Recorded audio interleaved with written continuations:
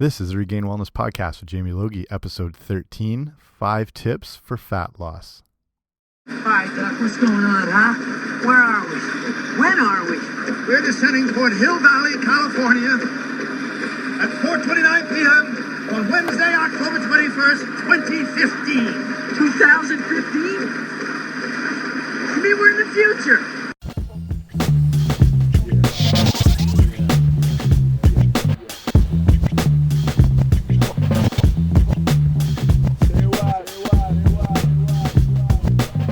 Okay, guys. Hey, welcome back. This is Jamie. Welcome to the 13th episode of the Regain Wellness Podcast. And Happy New Year if you haven't been listening already. This is my second episode of 2015. And just want to thank Michael J. Fox and Christopher Lloyd for the intro because we are in 2015. If you're remotely a fan of Back to the Future, you know Back to the Future Part 2 is set in 2015. And it's the year we've been waiting for flying cars, hoverboards, everything like that. But in their defense, they did go in October, as you heard in the intro. So there is still a few months until flying cars can make their debut. The hoverboard, though, if you've seen this in the news, has become an actual thing. And there was the fake video going out for a little while with the Tony Hawk skateboarder riding it. But it turns out they were all suspended by wires. But there's an actual hoverboard that does work on magnetic energy from the earth that I'll put a video up on the show notes. So everything I'm talking about today will be regainwellness.com/012. And there's a video of him actually using this hoverboard on a little half pipe. It only I think it only is like 5 inches above the ground, and it only works for 20 minutes or so, but it does work. So slowly but surely we're getting to 2015. So I run regainwellness.com, which is a website that's kind of your one-stop shop, if you will, for all things fitness and nutrition. So I include all sorts of relevant nutrition articles, blogs. I'll do a lot of guides available on there, post podcasts when they come available. Basically, you go by there. Everything you need will be in one stop. And if you want to get more in touch with things that I'm doing, you can sign up for the email newsletter. So it keeps you up to date with everything that's going on, and you're first to get new episodes, blogs, whatever it may be. The main thing as well is when you sign up for the email newsletter is I send you off my free ebook, which is called the Healthy Eating Starter Kit, and it's a great little guide that contains a lot of information on foods you want to start including in your diet and why, things you want to remove and why, and as well as a few free recipes in there to get you started. So if you head over to regainwellness.com/guide, you can sign up there, and that gets sent off to you right away. And then you get kept up to date with everything else that's going on. So today, obviously, it's New Year. It's a time of resolutions, people wanting to make changes. And like I said in the last episode, I'm not the biggest fan of resolutions. I think it's asking a lot to put too much on, though too many eggs in one basket right off the bat, where building slower, simple habits over time is a more effective approach as you are able to make them part of your lifestyle a little easier than throwing, if you've never exercised before and then going in and trying to do an hour and a half in the gym 5 days in a row is probably not going to be the best for you.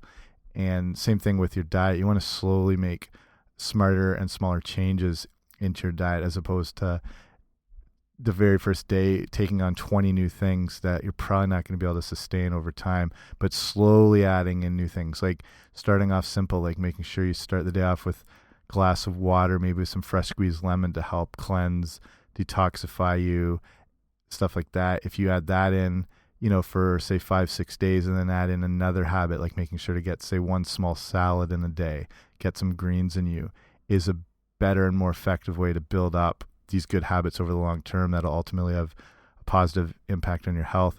So even though it is a New Year, this is a time when a lot of people start gym memberships. You might have got them for Christmas.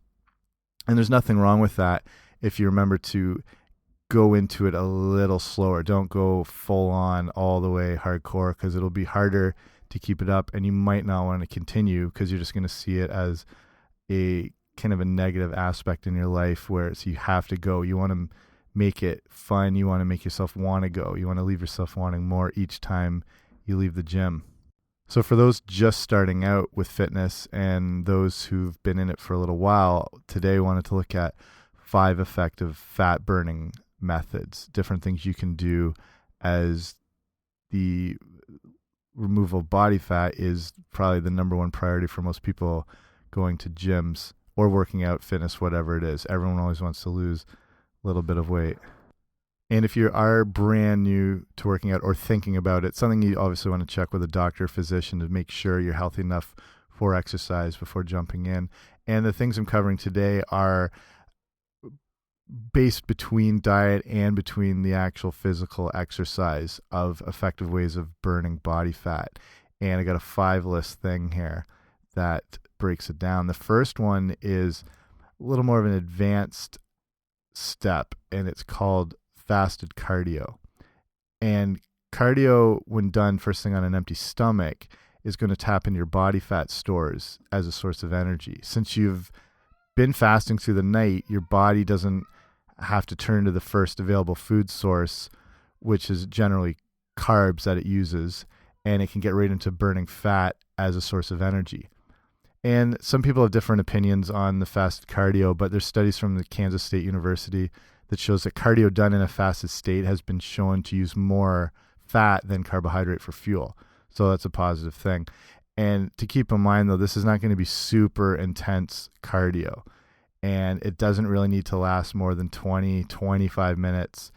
And it's, like I said, not super intense. It's going to be time on maybe, say a bike, a walk, a treadmill, something that can get that fat burning in motion. So a moderate pace, nothing too intense. It also doesn't hurt to consume what are called branched chain amino acids. It's a combination of 3 amino acids, leucine, isoleucine, and valine, 5 to 10 minutes beforehand. And it's been shown to help in muscle preservation. So a nice little tip before you hit the cardio first thing. Basically, the idea behind this is when you're done with this cardio, so you're doing this first thing in the morning, not only when you're finished that you've been using fat as energy, you end up in a state that's called lipolysis, which is a fat burning state. So when you do finish the cardio, if you do this first thing in the morning, and you do have a regular breakfast scheduled, you don't want to, jump into the breakfast right away. You can give it another 25, 30 minutes before you have that first meal to kind of ride that lipolysis wave, if you will. Second thing you can do that's beneficial for losing body fat is to reduce starchy carbs. And one way to sabotage getting leaner and trying to really reduce your body fat is to not reduce your intake of starchy carbs. And so when I'm saying starchy carbs, it's things like potatoes, white rice, breads, pastas. They're all going to cause huge insulin spikes that can result in fat storage. Along with that, these insulin spikes lead to the drops, and then there's more cravings, primarily for sugar and more starchy carbs, and then the whole process begins over again. The problem with these starchy carbs is they leave you feeling sluggish, can also make you look bloated and smooth and things like that. And, if you're trying to get a little leaner, and that's really taking a step backwards. The excess carb storage as well can also make you retain water. Again, that's going to make you not look so lean. Third thing you can do to help reduce body fat is to cut back on carbs later at night. So there's always this debate over carbs and how much are actually needed, and if they are needed in general. It's a whole other topic we can cover later, the idea of the ketogenic diets where your body can run better just on fats and ketones, which are a byproduct of fat burning. And the idea that our bodies have developed over the millennia, that they're more efficient just using fat as a source. But that's a whole other big topic we can cover later. If you are training hard or you're involved in athletics, sports, whatever, carbs are going to be beneficial, and it's just making the right smart carb decisions. Your best choice for carbs, if you're going to be starchy carbs, are going to be things like brown or wild rice, sweet potatoes, obviously lots of vegetables, bit of fruit as well. Focusing that carb consumption around your workouts is pretty important. The largest amount of your carb intake you want to focus on is after your training. This will help you to replenish glycogen stores in the muscle for future energy. And what you do at the end of one workout really helps prepare you for the next one, if you want to think of it that way. As the day goes on after that, depending on when your workout is, if it's at various midday points or later in the day. After that, you do want to kind of taper down your carb usage, and you want to focus on proteins and vegetables at that point. This is also going to help keep your insulin levels down, which are triggered from carb intake. And like we said before, insulin is known as the fat storing hormone. Fourth thing that's effective in losing body fat is high intensity interval training, which you might already be doing, you might be familiar with already, whether it's CrossFit or different types of interval training programs you may have seen online. If you're not familiar, a quick crash course on high intensity interval training is performing short bursts of high intense exercise and then reducing the pace intensity for a period of time before going back into that high intense period. This can be easily done in or out of a gym. You can do regular things like sprints is a good example. You can use a stationary bike, a rowing machine, treadmill, elliptical machine, even burpees. And a quick high intensity interval training, just to give you an example, workout of say sprints or on a stationary bike is first off doing 5 to 10, let's use a bike as an example, 5 to 10 minutes of a warm-up, just pedaling at a lower intensity, get the muscles loosened up, get blood flowing. Then you're going to turn up the dial to at least 2/3. It's different on every type of anything, like say a bike or something that has a setting on it. If it was 1 to 10, you'd want to be up around at least an 8 or something like that. The idea is to be in sort of that higher 2/3 range. And then you're going to go on a full out sprint for around 30 seconds. You're then going to reduce the tension down relatively light. So say like a perceived 3 or 4, or even a 2, just lighter down, and then pedal at that lighter tension for around 90 seconds. So you can repeat this around 3 to 8 times. At the end, you're going to have a cool down at a very light intensity, again, which will be another 5 to 10 minutes. So if you're brand new to working out, 3 times might be enough, but ideally you want to get up to more. And after your fitness improves, you can begin adjusting those times, going for 45 seconds hard and reducing the lower intensity to 1 minute. So what does this have to do with losing body fat? Well, high intensity interval training can burn as much or even more calories in just a 10 to 12 minute session than an hour of steady state cardio. Not only that, but this type of training puts you into a different recovery mode. This is called excess post-exercise oxygen consumption, or EPOC. And it means that there is a larger oxygen uptake by the body to replenish the oxygen deficiency you experienced from the high-intensity training. Basically, you will be burning calories long after this training is finished. And you can call this, it's also sort of known as the afterburn effect. You use sugar as the fuel source during the sprints and fat during the recovery phase, and long after the workout as well.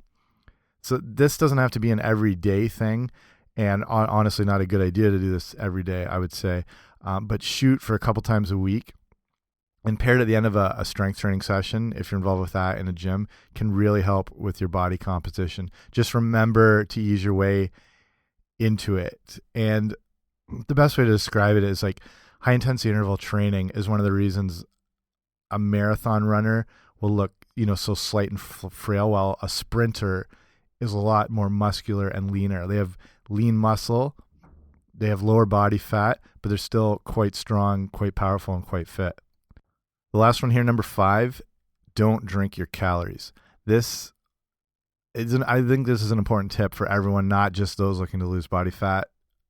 This doesn't count if you're doing protein shakes or green smoothies or things like that, but I'm talking about like things like soft drinks, juices, sports drinks, stuff like that. You're taking on a huge amount of calories from sugar when you drink your calories.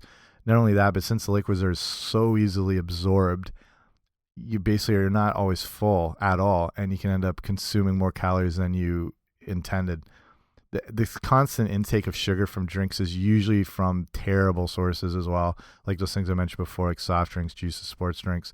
Usually they're getting their sources from fructose or high fructose corn syrup, or fast-acting sugars can be converted directly into fat by your liver. This is primarily for things like high fructose corn syrup and fructose. Along with that, it's keeping your insulin levels elevated all the time. It's a surefire way to keep that stubborn body fat on you. With beverages, stick to water, teas, coffee here or there is not bad, as long as it's not loaded again up with too much sugar and cream and things like that. You can add in fresh lemon to water, like I said, as a good thing each day to help naturally detoxify and cleanse. And teas obviously can be beneficial, especially green teas have quite a lot of antioxidants in it. And actually a cup of green tea has more vitamin C than an orange does. So there is 5 ways that are effective at burning body fat. So you got that fast cardio, reducing starchy carbs, cutting back on carbs later at night, the benefits of high intensity interval training, and then avoiding drinking your calories. So lots of ways you can incorporate in to start losing body fat. And the main thing is just to start and just get yourself moving, get underway with exercise. People overcomplicate it quite a bit. And these are topics we can cover in future shows, especially the high intensity interval training, and go into a little more detail with that on a future episode. But the idea right now, get yourself moving. There's no time like the present to do it. So I want to thank you for listening today. If you haven't already, head over to regainwellness.com. Like I said, sign up for the email newsletter so you can keep up to date with everything that's going on. Check me on Facebook. That's facebook.com/regainwellness. I'm on Twitter as well. The handle is @regainwellness. And if you want to email anything like that, questions, topics you want to see covered, anything, you want to talk back to the future, I can do that all day long. Hook me up, we'll do that. So that email is info@regainwellness.com. And so I want to thank you for listening. If you haven't already, I'd really appreciate it if you went over to iTunes and leave a rating and review. It helps get the show bumped up and shown more, spread around, more people get to see it. So that's good for everybody. So I'll talk to you all again soon. Remember, when we're talking about this whole nutrition, fitness, making improvements, remember, at the end of the day, it's all about progress, not perfection. See you next time.